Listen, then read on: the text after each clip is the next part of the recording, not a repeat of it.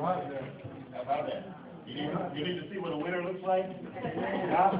You need to see what a winner looks like. If you didn't get enough of it, just go to her Facebook. Have her come to speak to your youth event. Have her come to talk to your young people at your church. Have her come to talk to your young people in your PTA meetings, your schools, wherever you can support her program. Keep her going. Keep the dream alive. Because as we just saw, right here, the dream, there's your neighbor. The dream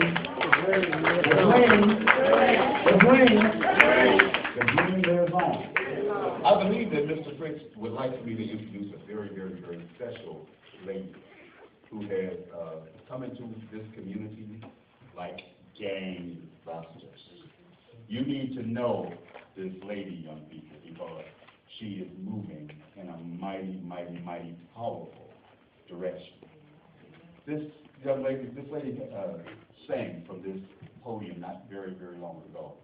I was uniquely honored to be able to sit down and videotape it and to hear her serenade some very, very, very dear friends of ours. And I have no idea of what she's going to do, but I know that whenever she opens her mouth, expect a miracle. Future state court judge for Cobb County. Give it up to Angela Brown.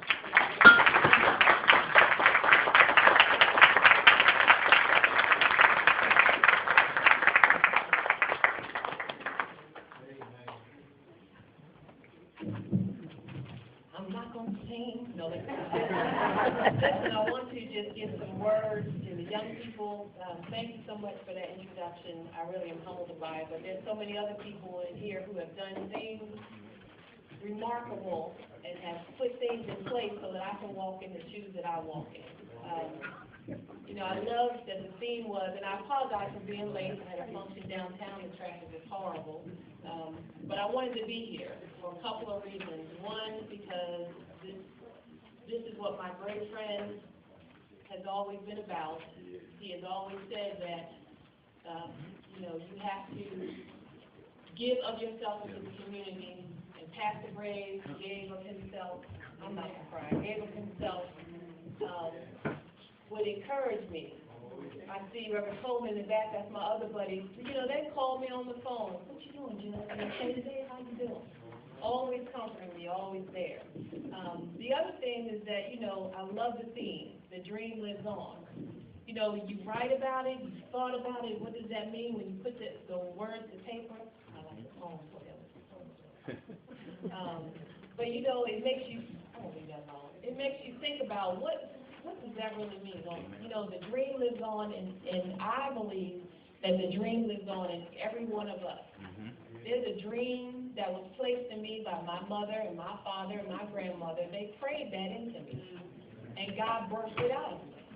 And then as I grew up in the Lord put a dream in me. Because I don't want to just leave here and people be like, oh, she was nice. I remember her singing it. I want there to be some kind of change. I want to make an effect in my community. Amen. So just like each one of you, your parents and your grandparents, and if you don't have grandparents or parents, the people that God has placed around you to raise you and put a dream inside of you. And that dream's coming forth. But more importantly, God has put a dream inside of each one of you. You have pursuits that you want to do.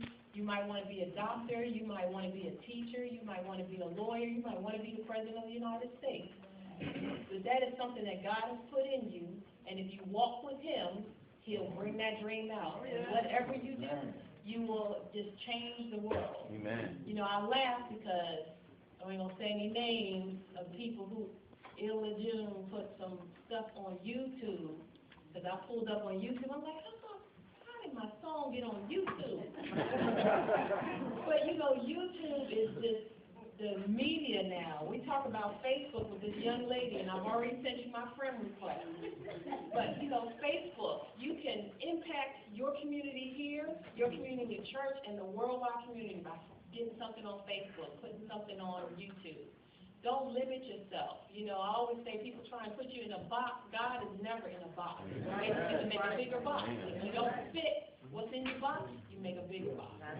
So continue to do all that you are doing, continue to strive, don't stop, don't let anybody ever stop you. If they told me, oh, you can't be a judge because you're black, you can't be a judge because you're a woman, you can't be a judge because you're not Republican and you're Republican County, then I'd say that. But God opened the door. I got a position in DeKalb County. I'm a traffic court judge. It freaked me out the first time I heard the Honorable Angela Brown. Yeah. I was like, Lord, you did that. But I couldn't have done that without people helping me through law school, people I could call up and cry on. I can't make it. Reverend Coleman, I'm sick of these folks. I can't do it. But people are constantly there. So gather all, you got all these people around here who are here just for y'all. So, if you need us, call on us. You can call me and say, hey, Judge Brown, can I go to lunch with you? I'll pay for it, because I know y'all don't have no job. But that's what someone did for me. It's like, let me get your number. That's what someone did for me. When I was in law school, and I was struggling, I didn't have money in college. I had 4 jobs just so I could go to college. There was a person who took care of, she was just like the mother. She just called people, how you doing? Come on, let's go to lunch. I could call her in a local church. And I talk about the church a lot because that's who I am. The God in me, the Jesus in me, that is who I am. That's who you need to start with. Make sure you have him, and you can go wherever you want to go. So to everyone else, I give you great love. Mr. Graves, I love you. To this house, it's just wonderful. Y'all keep these kids uplifted, because this is the time of day where, what are the adults? I love this system. What are the adults doing? What are we doing? Who are we waiting on? Jesus has already been and gone. He's already given us the edict of what we need to do. Are you doing what God called you to do? Amen. If you do what God called you to do, then these little babies are going to look at us and see, oh, if they can do it, I can do it. They'll go up and they'll have people underneath them in 1st and 2nd grade. I want to be like her because she's doing this. I want to be like him. He's on that home. I'm on that home. It's inspiration. We mobilize and we move out that way. Thank you so much.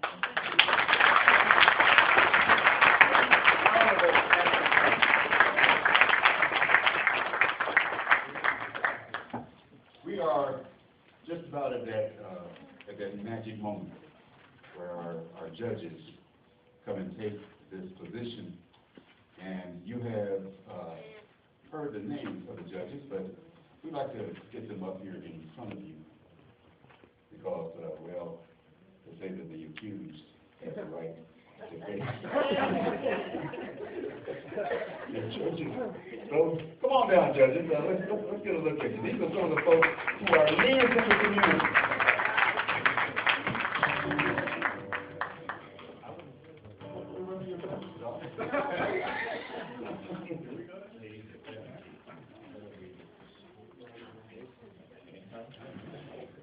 Okay. You ready, Doctor? I want to correct something first.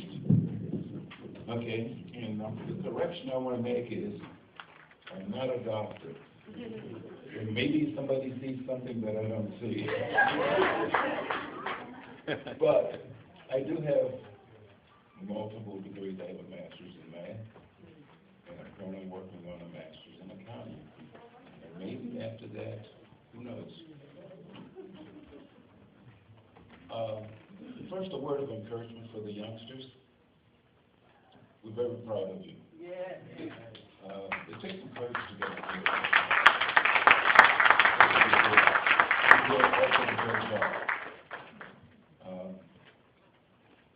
A little story about myself. I started out extremely poor in the Appalachian Mountains of eastern Kentucky. This was many, many years ago. The school that I went to was an all-black school.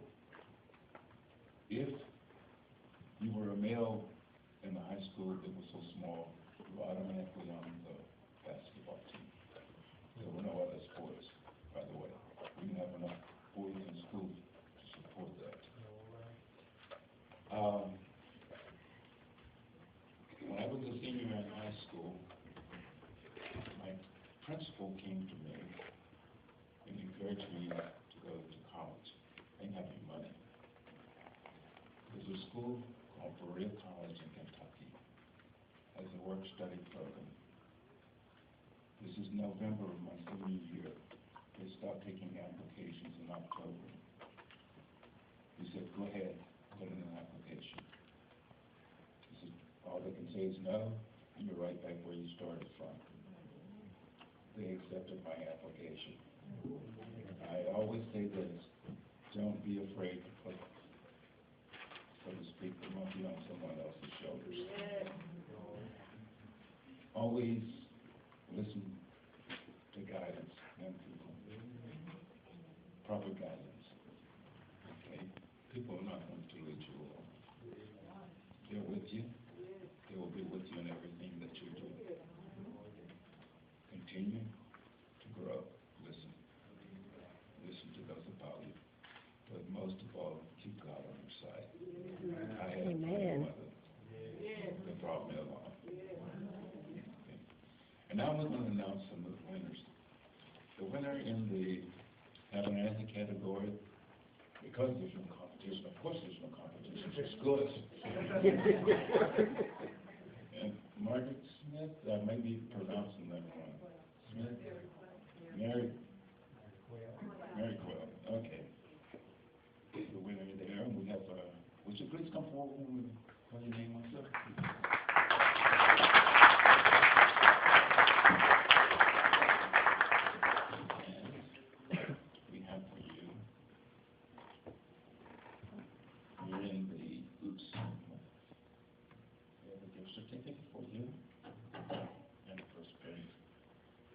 All right.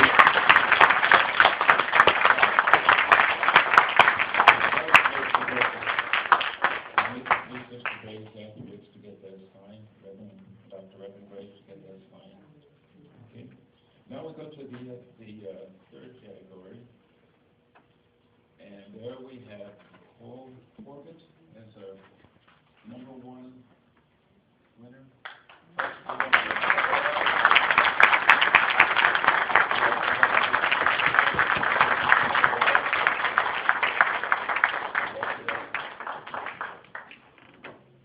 Second, you're going to have to help me with this. KO.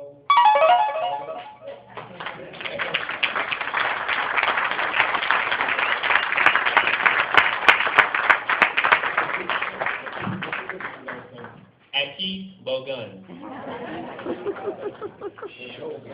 For you. Okay. And we need to get this one to that for the program. Third place, Thomas.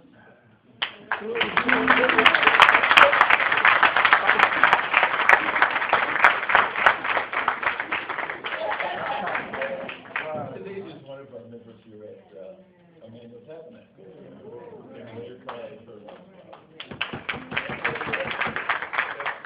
We do have prize. Would you please stand?